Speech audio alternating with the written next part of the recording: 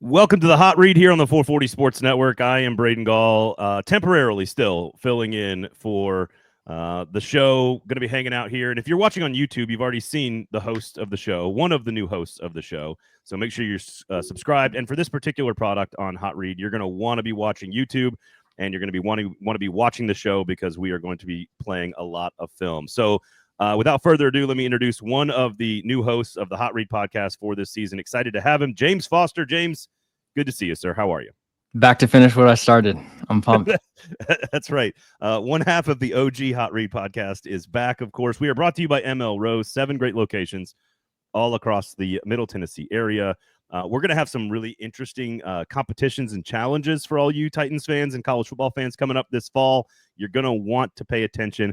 The new location in Inglewood has an AstroTurf backyard with like huge TVs and big fans and lots of place for kids to play and a great place to go watch games on Saturdays or Sundays. They've got drink specials on Saturdays and Sundays all across the city. So make sure you're checking out ML Rose. My wife says, James, it's the best ranch dipping sauce in the city. And who am I to argue with her? It is fantastic. So today on the show, we're going to take a look at Cam Ward, every single throw from that second drive.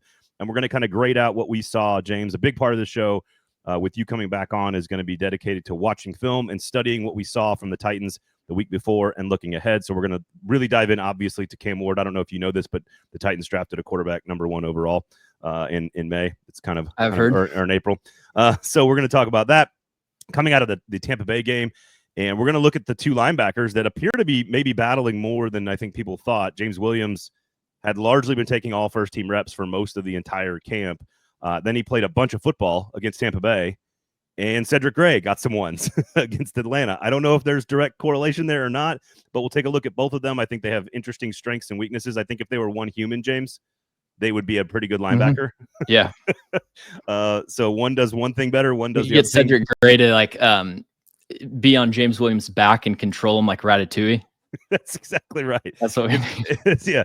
Work the arms, Cedric, work the arms. So we'll take a look at sort of both linebackers next to Cody Barton, who maybe has the inside track to being the starting linebacker and what those two guys bring to the table. Then we'll have some disappointing secondary clips for you guys a little bit later on. But film is going to be a big part of the show. And again, about midway through the season, we'll have another announcement. You're gonna have a lot of different voices on this particular product for the start of the season. Myself included, a few other names. You guys are gonna know the names. Some you're not gonna know. Some you're gonna know, and you're gonna have fun. But James will be here throughout the course of the entire year. Of course, brought to you by ML Rose. So there you go. All right. So first and foremost, let's get started with Cam Ward here. Let's look at the second drive. The first drive, by the way, he had the incompletion to Van Jefferson on second down, probably a correct throw, a correct read, maybe a touch late, just a good play by the defense there. Maybe Jefferson could have protected the ball a little bit more. And then the throwaway, which, of course, he rolls right, extends the play, and he throws it away, kind of lands between two defenders, but it did not get out of bounds. He did the same thing in practice against Atlanta. So he did not take the lesson necessarily from that one play and apply it, where he kind of tried to throw a ball away against Atlanta in joint practice, and it was intercepted. So, hit John Fossil in the face with the football. You know what I mean? Just like throw the ball as hard as you can out of bounds. So we're not going to look at the first drive.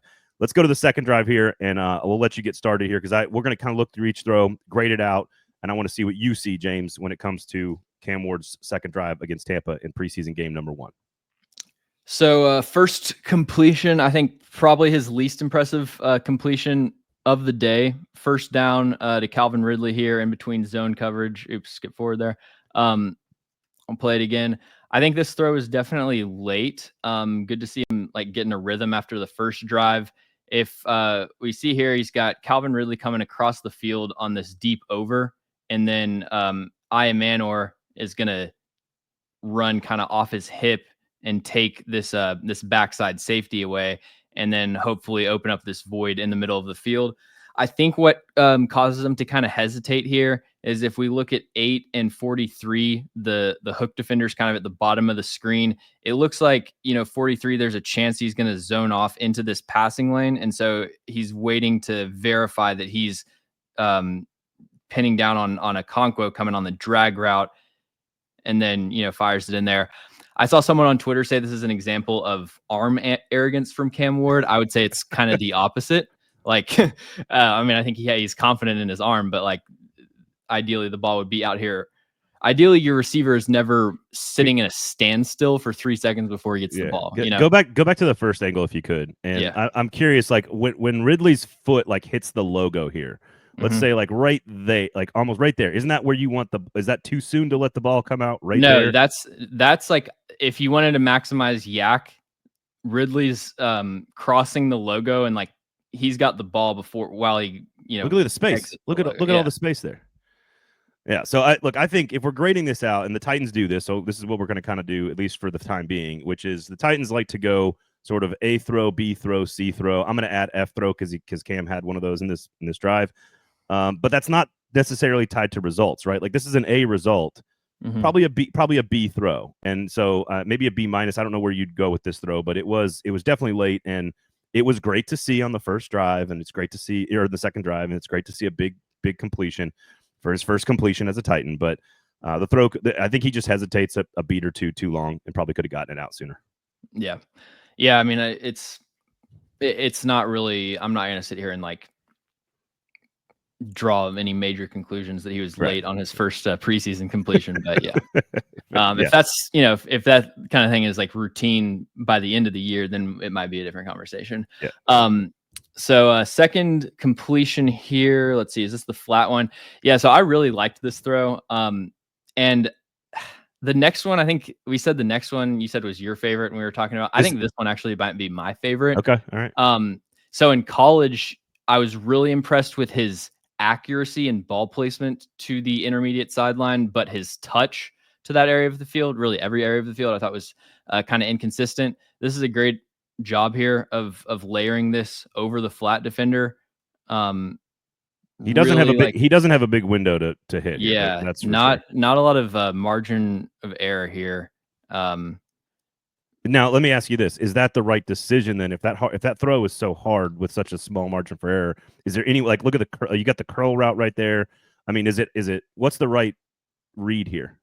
Well, I think that Ridley's definitely the right read because let me go to the end zone to see if he reads the safeties actually. Because Manor has that in breaker right there. It looks like from the right side. So what happens is that they're in kind of too high pre-snap, right? And then if you see this safety on the left side of the field, they rotate. He rotates down as a robber, and so they're now in cover 3, and he's got these outside corners in a side turn with their back to the sideline. If you've ever got an out route against cover 3, like you take that every time because there's no help obviously, but then to defend this route, even though he's playing with outside leverage, he's going to have the corner's going to have to get his hips turned around to drive on this throw. So he knows this is a safe throw. All he has to do is make sure that he gets enough air on this to get it over the hook curl. So I think that was the right decision. I do like go pause it right before he throws it, if you don't mind going back to that over that angle. Like if you're right here, like look like so it's not even just Ridley here. I get the read and what you're saying, but you've got I mean the smash route, the seam smash route. I don't know who's running that. Manor. Well, on the same side of that he reads, you've got the curl route, you've got the out route.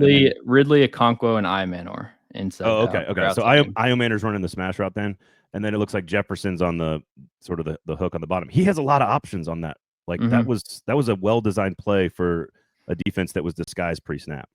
Yeah, for sure. And I mean, honestly, he could have gone to the backside and hit this curl. That's what so it's like all 5 routes were open basically. And I thought that was when I was saying Manor earlier in our conversation, I thought that's who that was, but that's Jefferson down there, right? Like he's wide open on that inbreaker on the bottom for sure. Yeah. Okay. Well, look, it's a really impressive throw. I was just wondering, hey, should there have been, because it was so difficult, and it was, I mean, you're inches away from it being deflected. Right. That maybe there was an easier read to be made there. And look at the running back out of the back. I mean, is that Pollard down there? I mean, he's wide open too. So a lot of good options there for Cam. For sure. All right. My favorite throw is the next one, but I just, from a release standpoint, like step and throw and the difficulty, this just feels like a really impressive throw to me because he hits Ridley on that. He's got two players chasing, and he's got to throw it way outside to the numbers, and he hits him like perfectly in stride. Right. So perfect.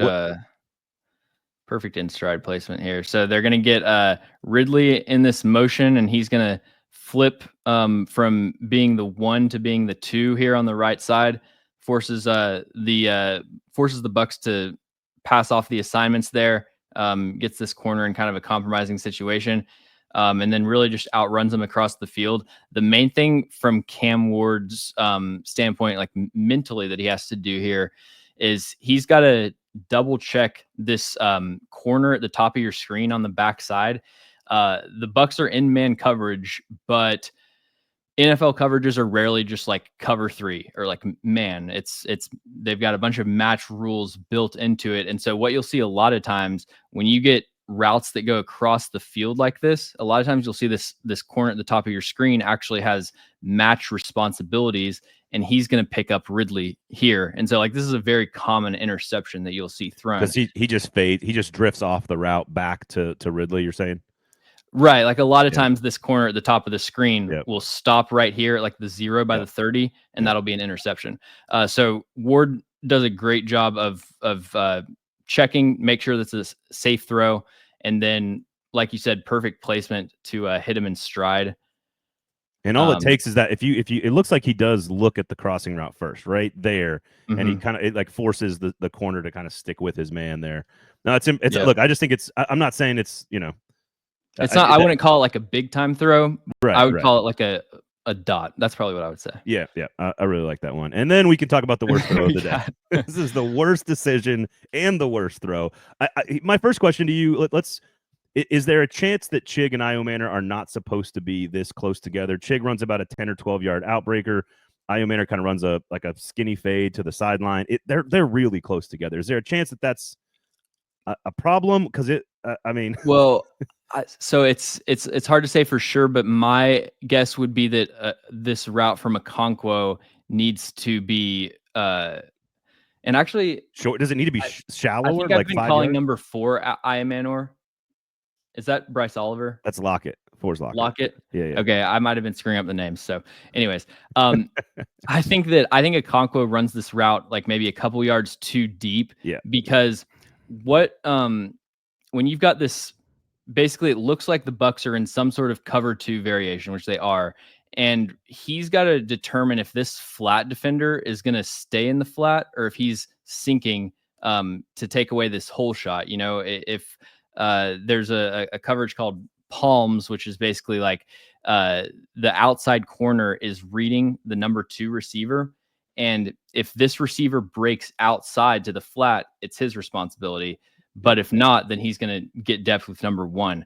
So what Cam Ward would need here to help make this decision easier is Okonkwo breaking on his route earlier so that he can get an earlier key on the coverage, and there might be more space for Io Manor.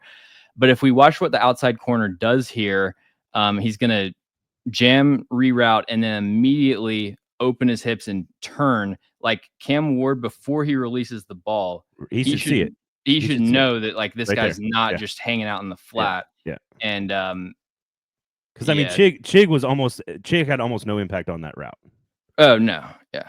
And so what he needs, so he rounds it off a little bit at about 12 yards for those who are listening on the podcast app. If you plant at about 6 and cut hard towards that corner, he has no choice but to acknowledge that you're coming right at him, right? Right. You technically have 2 routes on the same side of the field, but they aren't developing.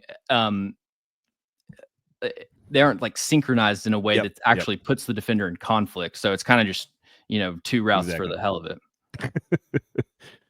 Still a terrible read and a terrible decision and a throw, but I agree. My first thought was terrible decision, and then when you watch the replay, Chig and Io Manor are both within like 5 feet of the ball. Like that's not what should be happening there. So I figured some of that was on the route, but then you still can't throw that pass. Like I don't know if there's anybody on the backside. It looks like he's locked in on the left side, pretty hardcore from the beginning. Like he doesn't even look to the right. So. And I've just got to say here, take the pass pro with a huge grain of salt, obviously, because of the field and they're playing against backups, but really good games, I thought, from the tackles and pass pro. Yeah, no, they did. I know Mullings gave up a sack later, but I thought the running backs did pretty well. We can. Should I show that? I gotta show that Yeah. Pollard. Yeah. Okay. So this was from the first play, but check out Pollard here. He doesn't. We were talking about like how Braden was saying it might be a holding. It's like to me, when I'm looking for pass pro with a running back, it's just like, are you willing to stick your nose in there? Because a lot of running backs, don't play with this kind of physicality. Well, so I wanted to shout out Pollard there. No, and I agree with you, and I'm kind of just saying like I'm nitpicking there where you can see the arm kind of go outside, but basically he didn't really pop him real hard, but then he's working. He puts the effort in. Yeah, that's what matters. I thought the pass pro across the board was good on this drive. Again, they're going up against all the backups. There's no Kalijah Cansey, there's no Vita Vea. It was all the backups. But I was actually here in person for the game, visiting one of my friends who lives in Tampa, and the field was awful. Sod. Oh yeah, because they just like put the sod down, right, or something like that. People were slipping. Why are we shooting cannons for getting inside the 20-yard line? Like, oh my god, that scared me every single time they played the cannon. I like the Bucs fans around us were looking at us weird because we kept jumping every time they played it. We were right under it.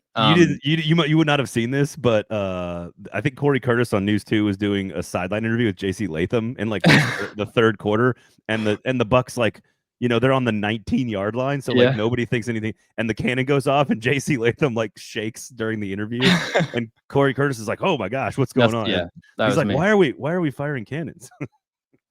It's pretty funny, actually. There's a couple plays like this on third down, which I think are pretty simple. I would say they're more like, I would say B+ throws. I don't know exactly how they define each grade, but like I would say some of these third and medium completions like this are B+ throws, not anything crazy impressive. But after that throwaway that you mentioned in the first drive, it was good to see him because like that play, he had options if he just stood in the pocket. So it was good to see him hang in there, just hit the open guy with pretty good timing.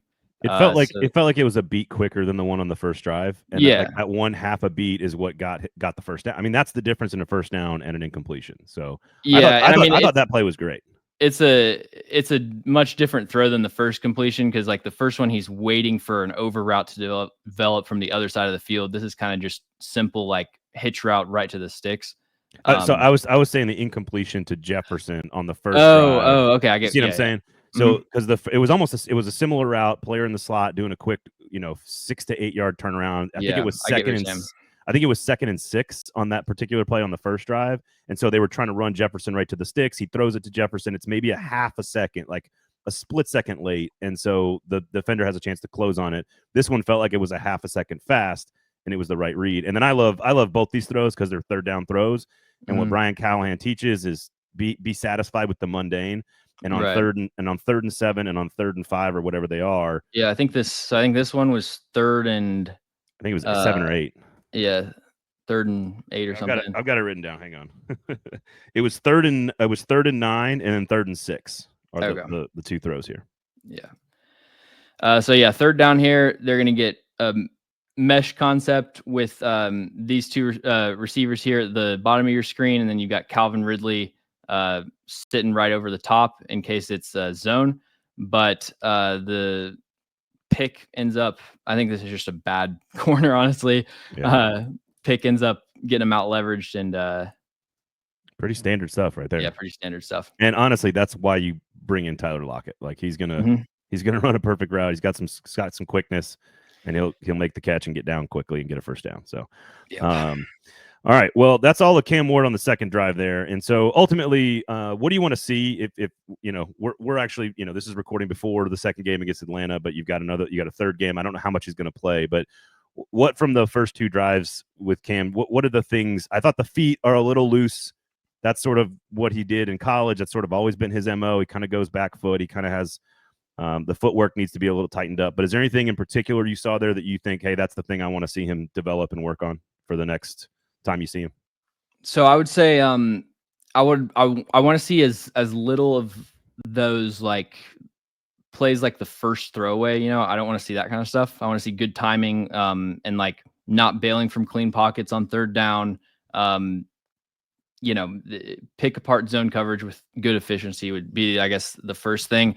If there's like something I would want to see that he didn't show in the first game, two things. I would love to see like a nice, accurate downfield throw, 25 plus air yards. And then I'd love to see him hit like a backside dig, get to his second or third read and like hit that. I guess those would be the two things I'm looking for. But like you said, I mean, 2 drives, it's really hard to bank on anything because you go 3 and out and then really not have as many opportunities. Yeah, I'm with you. I might even like scheme a play down a shot down the field in the first drive, just to be like, hey, let's get you loose a little bit.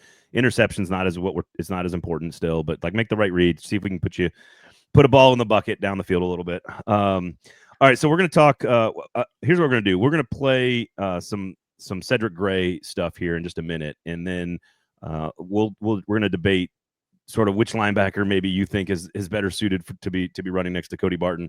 Again, James Williams seems to be the guy. I thought he got a little caught up in traffic, but he's really good outside the numbers. So we'll talk about that. ML Rose, by the way, make sure you check them out. 7 great locations all across the city. Craft beer taps that they curate with the Beer Council. I don't know about you, James, but I'd like to be on the Beer Council, where like 20 people sit around and taste all the best beers from Nashville and decide which beers go on the taps. I don't know about you. That seems like a pretty fun job to do. I would make sure my schedule is cleared the next day because I'm old. But it'll be fun. ML Rose, make sure you check out one of their 7 great locations. Great happy hour specials on Saturdays and Sundays, 2-for-1s, Bloody Marys, and mimosa. So it's a great place to go for brunch. And of course, we go for lunch with the kids, get a nice beer, watch some football, have a good time. So, okay. All right. You want to talk Cedric Gray here? Well, I was just going to show, I only had 2 James Williams plays. So we'll start off with that. So the way that I kind of see the linebacker competition, I think it's, to me, razor thin, because it's very difficult with how few snaps they've all played. And this is James Williams making a play. This is first play of the game on kickoff. Good job avoiding this block, and then boom, shellacs him. In space, he is very comfortable. It's almost as if it's just run and hit. I like it. Almost as if he played safety in college. Right. He likes being in space. Yeah. To me, I think it's very obvious, though, that James Williams played safety like a year ago, Yeah, I agree. So my takeaway, and I did an article breaking down my thoughts on all of the linebackers from the summer at Paul Kaharski. So y'all should check that out. But my kind of brief synopsis of my thoughts is that I think James Williams is obviously has a prototypical frame for what you want from a box linebacker. Like he can, I think his block shedding ability is really impressive, but he's kind of over reliant on that. And I don't think has the instincts to really make plays near the line of scrimmage. His average depth of tackle, which is like, how deep downfield is he making the tackle, was one of the highest among linebackers last year, meaning he is like when the ball snaps, he's kind of standing still. He's not really keen to play. Yeah. He knows if when a linebacker or when a blocker climbs to him, he's going to be able to kind of shed the block because he's got freakish arm length. But it's, all of his tackles would be like 8 or 9 yard gains. So that's kind of not really what you're looking for. The Titans have had that with Gibbons and like all these guys made a lot of plays 6-7 yards downfield. Like it's not the job of the middle linebacker or I guess a second linebacker. Right. Yeah. I just think he's got like mental development to go, which it's understandable because he's it's a new position for him. And then Cedric Gray, I thought definitely made more impressive plays in the preseason game. He only really played 1 full game last year, and it was very much a mixed bag. And so it's the kind of thing where the sample size is just too small. I really liked him as a prospect, but has kind of struggled to make an impact or like really earn any opportunities up to this point. So it'll be interesting to see if he can. It feels like so I think, and this is why we were joking earlier about if Cedric Gray could like be on James Williams's back. Like there's a good example. Like Gray sees the fit, sees the hole, and doesn't mind hitting it when he sees it. Right. Like he also, I don't know if it's because he's a little bit slippery, but he kind of knows how to slide in between blockers, in between tacklers. Whereas James Williams is sort of just not comfortable doing that yet because he just has never played in the dirty areas. Well, a big thing that I look for with linebackers is slide quickness.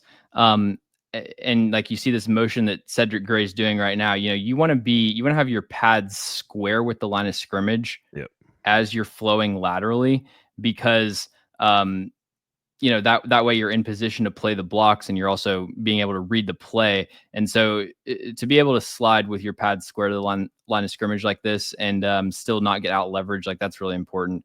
So nice play there from Cedric Gray. And like when he sees it, when he gets into tight quarters, he's comfortable down there. Yeah, it really has a nose for the football. What's interesting is, and again, this might be me reading too much into it, because I was a little surprised being at practice and being at camp. We can talk about the coverage one there if you want to do that real fast. But I thought James Williams had the starting slot basically the entire camp. He played a lot of football in this game. Like he played into the third quarter as a starting linebacker. And so I'm assuming they're giving him every chance to prove what they saw in practice. Mm-hmm. And then they immediately put Gray on the field against Atlanta in practice to be the number one. It just feels like they were like, all right, we're giving him a chance. We don't necessarily love what we saw in the game, which I'm not, he was good in space, tracking down the ball. Again, weak side. In a traditional like 4-3 linebacking, weak side, chase the ball. There's one where Gray wasn't good in space if you're watching on YouTube. So I don't know. I don't know which one I would prefer to have in the lineup, to be honest with you. I think Gray is more, I don't know, maybe more dependable early on. I don't know. What do you think?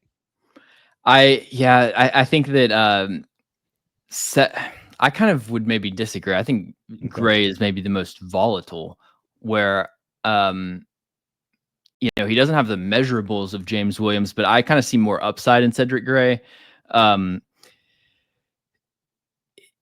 He's just, he's got to get more consistent about playing blocks, less aggressive, like flowing, too aggressively with like outside runs and giving up cutback lanes. I think the coverage from everything I've seen it looks really inconsistent. Like here, it's 3rd and 6.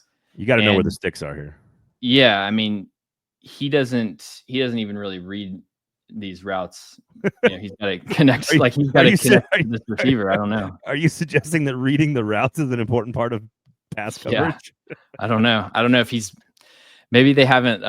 Maybe he missed that day of install. I don't know. Is it possible that it's going to be matchup based? If they're going up against the Niners, and you're going to get super complicated, really intricate pre-snap motion and run concepts, that like maybe Gray is going to be the better option. Whereas if you're going up against a team that wants to spread you out a little bit more, not that NFL schemes are that drastically different, but is it possible that there's some matchup element to how they deploy these guys?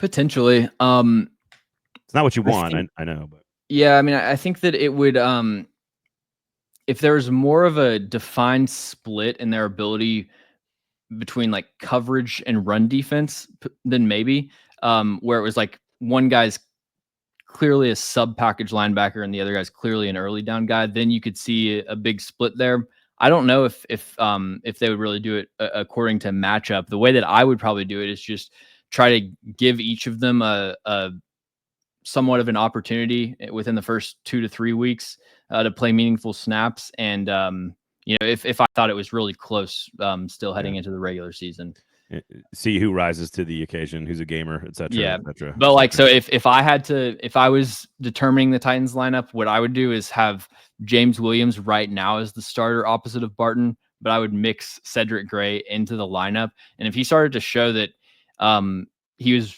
reading the game a lot more quickly than Williams, I would definitely consider making that change. All right. ML Rose, of course, and make sure you're subscribed, YouTube, thumbs up, notifications turned on, the whole deal. James is going to have some cool stuff for all you guys on the YouTube page. It's going to be exclusive to Full 40 Sports YouTube page, so make sure you're subscribed. Tell some folks about it if you're listening on the podcast. App of choice, please, 5 stars. If you do not give us 5 stars, you are a hater. We're going to finish with just a couple of clips that are going to depress every Titans fan about the secondary. The first one's going to be Darrell Baker getting beat. The second one is going to be Gabe Jeudy-Lally getting beat. And the third one is going to be Davion Ross getting beat. I'm going to finish with a question about what do you make of the state of the secondary sans L'Jarius Sneed. But let's go ahead and watch these 3 clips here, and you'll see exactly what we're talking about. Right. And so to be clear, I watched the secondary, like expecting it to be kind of a lot worse than it was. In okay. reality, in the first 3 quarters of this Bucs game, the Titans ran 75% zone coverage. And so it's not like it was great coverage tape, but it was a lot of just kind of backups like getting picked apart in zone. It wasn't like they were just getting burned down the field constantly. These were the single coverage losses that I really saw. Darrell Baker just gets outrun on this end breaker by I believe that's Jalen McMillan, who had a great rookie year. Underrated, by the way. Him and Ibuka could be a good combination. Yeah. Oh, by the way, that Hall of Famer is still there too. Yeah. Well, I've seen people debating that on Twitter today. No, Mike Evans is not a Hall of Famer. Yeah. 11 straight 1,000-yard seasons? How many we'll sidebar really quick. How many 1,300-yard seasons does he have? No, look, I think he's got 3. I think he's got 3 where it was like 1 catch got him over 1,000 yards. Like, yeah, how many 1,000-yard seasons does he have in a row if you remove the last completion? Oh, come on. That's well, you know what? If my aunt had balls, she'd be my uncle, James. Yeah, so, if's a big word there. No, look, I just think when you're in the same category as Jerry Rice on certain statistical production, regardless of the era, I think Evans is pretty good. So, all right, what do you got here? Gabe Jeudy-Lally just second one, Gabe Jeudy-Lally, and honestly, this is against a tight end. Oh, that's not good. Man coverage. I mean, and it wasn't even that great. He didn't explode out of his route either. If you're watching, he kind of hesitates there. Well, it's actually, it's single coverage, but not really man. But yeah, this is kind of a not really. What do you want him to do there? Plant and break harder on that, like earlier.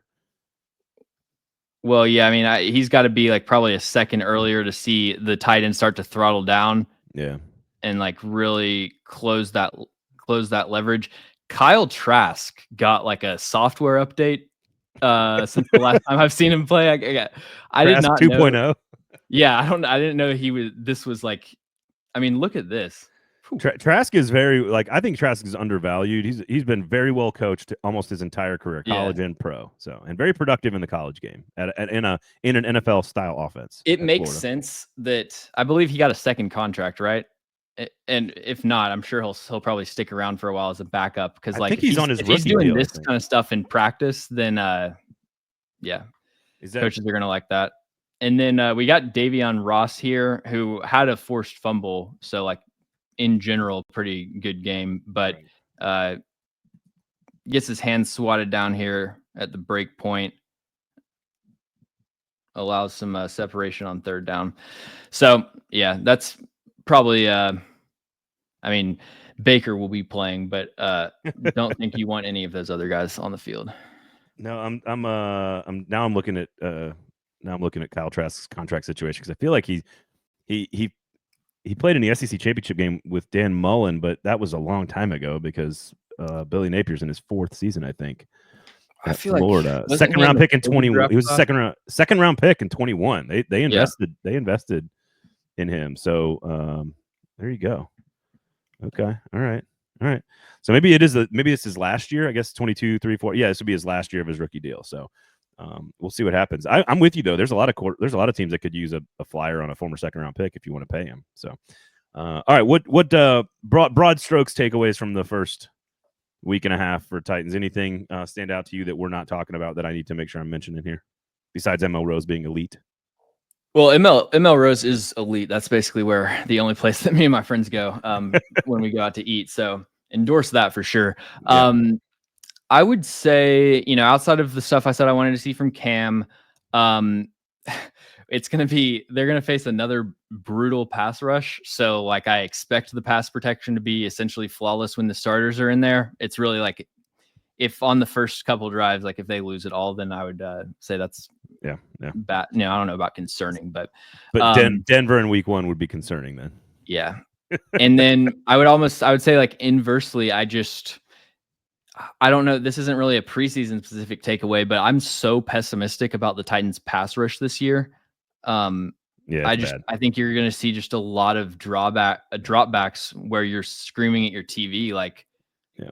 why does he have 8 seconds to throw? Yeah. I think next week we're going to take a look at that on the show. A lot of Femi tape because I assume he's going to get some reps this week. He's got moments of being pretty good. He's developed and progressed faster than I think anyone thought for a project pick, but got to have some results here. And I'm not suggesting that Lorenzo Carter was like an important piece to the team, but all the bodies that they're losing at that position, it's pretty bad. So, all right, James, where can people find you, follow you? You got your own page going as well. If you want more NFL content from James, make sure you check out promote all the stuff you're doing, my guy. Yeah. Follow me on Twitter at No Flags Film. And then on YouTube, if you search James Foster, should be the first one that comes up. I'm competing with the swimming channel. Just started my channel, so we're competing channel? in the algorithm. Yeah, there's another James Foster Swimming. So is it just film of like Olympic swimmers? I've never actually clicked on the channel, but it's right next to me when I search my name on YouTube. So don't give anyone else the clicks. Don't give them the clicks. All right. Well, look, we'll add some bells and whistles to this product as we go along. You're going to see some other voices. Be patient with us, but I'm excited about the next iteration of this show. James is going to be featured and going to be the main part of it, and we're going to have a lot of other cool Titans stuff for you guys from a film standpoint, video standpoint, that's going to be exclusive to the YouTube page. So make sure you're subscribed to the 440 Sports YouTube page and be a good supporter of all our great sponsors, including ML Row, 7 great locations all across the city. You can get to me at Braden Gall. Enjoy the weekend. We will talk to you next week. Peace and love, everybody. Have a good one.